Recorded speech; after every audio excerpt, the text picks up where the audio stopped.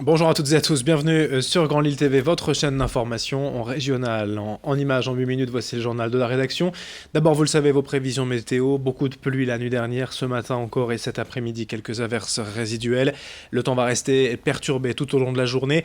Certes, les perturbations vont se décaler doucement vers l'est, mais on restera tout de même cet après-midi sous ce régime d'averses, de grisailles. Peu d'amélioration en vue aujourd'hui. Des températures tout de même au-dessus des normales de saison avec 11 degrés à Lille.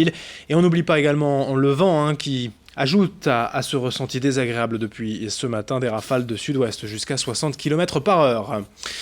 À la une, encore et toujours la mobilisation contre la réforme des retraites et au premier lieu, les perturbations passion à la SNCF avec peu ou pas de changement. Aujourd'hui, 3 TER sur 10, 2 TGV sur 5, un trafic international limité. Hier, la SNCF a communiqué les trains circulant les 23 et 24 décembre. Un voyageur sur deux va devoir échanger son billet car 60% des TGV et intercités seront supprimés. Pour la CGT majoritaire chez les cheminots, la grève doit continuer même pendant ces vacances de Noël.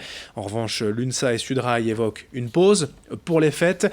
La prochaine journée d'action nationale est annoncée le 9 janvier. Rien annoncé pour l'instant selon la CGT et l'intersyndicale durant ces 2 semaines de vacances scolaires. La CFDT attend même de son côté la suite des négociations pour évoquer une prochaine action et une prochaine mobilisation. Dans cette édition également, la mobilisation contre la réforme des retraites, mais en images, avec hier matin au centre commercial d'Anglo, près de Lille, cette action des salariés d'Enedis qui ont occupé la zone et coupé le courant dans les magasins pendant près d'une heure, de 11h à midi. Les policiers les attendaient sur place et ont quand même bloqué les camionnettes bleues à l'entrée du centre commercial, ce qui n'a pas manqué de créer quelques tensions durant quelques minutes entre forces de l'ordre et manifestants. Tous les commerces ont été touchés, l'activité commerciale a été forcément en ralenti. Durant cette opération de blocage, aucun responsable syndical CGT ni salarié d'Enedis n'a souhaité nous répondre. Seul un commerçant a donné son sentiment à Rémi Desremeaux. Voilà, on sait qu'au niveau de l'activité, c'est un petit peu calme. Ça fait 15 jours que il y a moins de monde sur la zone commerciale. Donc on sait que c'est dû un petit peu à toutes ces actions qui sont sur les zones commerciales, parce qu'il y a eu la même chose à Ron qu'il y a 15 jours. Et donc là aujourd'hui, nous ce matin, et sur la zone commerciale complète, là tous les commerçants étaient dans le noir. Parce qu'on a un WhatsApp sur la sécurité d'Auchan et malheureusement tout le monde était dans le noir pendant une petite heure. On peut être en désaccord avec le gouvernement. Après nous, petits commerçants, parce aujourd'hui on est petits commerçants. Moi j'ai commencé mon activité il y a 1 an. Je peux comprendre qu'on soit en désaccord, mais je ne comprends pas qu'on coupe les zones commerciales. Nous les commerçants, on n'y est pour rien. Autre actualité est développée aujourd'hui sur Grand Lille TV dans la métropole lilloise. On connaît déjà un peu plus précisément le nombre de sans-abri vivants et dormants en dehors dans l'agglomération depuis cette étude de la MEL et de l'Agence d'urbanisme et de développement de Lille Métropole. Une étude plus précise quant au nombre et caractéristiques des personnes qui vivent à la rue. Explication avec Xavier Silly. C'est un chiffre difficile à obtenir car le calcul ne peut jamais être exhaustif. Pourtant, l'Agence de développement et d'urbanisme de Lille Métropole vient de sortir une étude qui fait un point sur la situation des sans domicile fixe à Lille. Avec ce premier chiffre, quelques 3000 personnes seraient aujourd'hui à la rue, en campement ou en squat au sein de la métropole lilloise. Cette étude qui fait état du problème au sein de la MEL affirme que parmi ces quelques 3000 personnes, 700 sont des enfants âgés de 0 à 17 ans, avec à noter parmi eux 51 mineurs de moins d'1 an. Autre particularité, 48% sont des familles, 37% sont des hommes seuls, 8% sont des femmes seules et 6% des couples. Dans cette étude, on apprend que parmi ces personnes se déclarant à la rue, 16% sont de nationalité française, 25% ont une identité qui provient de l'Union européenne et 45% sont issus d'un pays hors Union européenne. Avec ce bilan, au moins 70% des personnes à la rue ou en campement enregistrées au sein de cette étude sont de nationalité étrangère.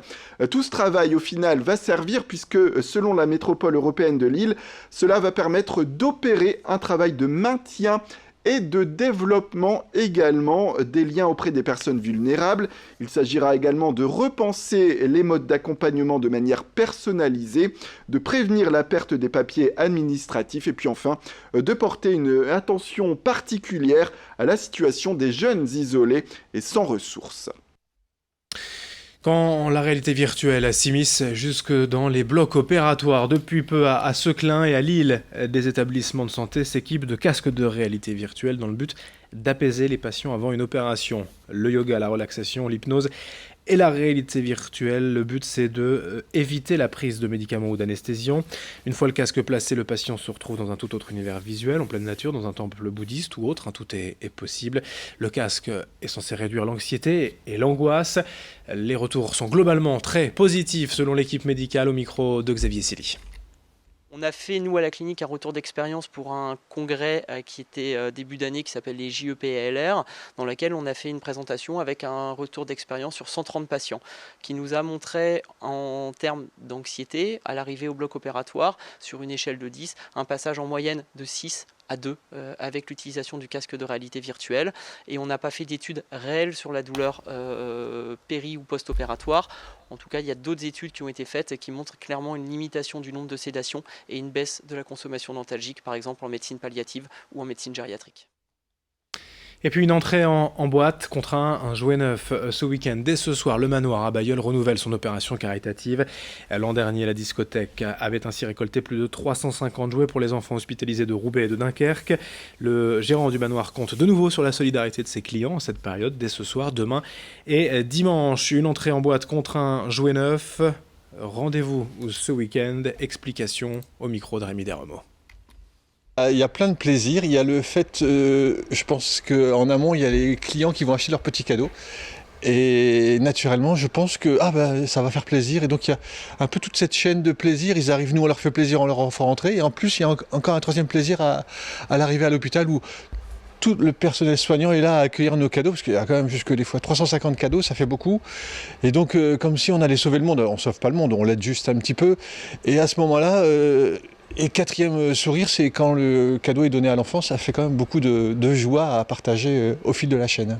Là pour l'instant, on est direct avec les hôpitaux de Roubaix notamment, au niveau du service pédiatrique, et l'hôpital de Dunkerque également. Fin de ce journal, à suivre bien sûr vos prévisions météo en détail et d'autres infos dès le prochain quart d'heure. Très bonne journée à toutes et à tous.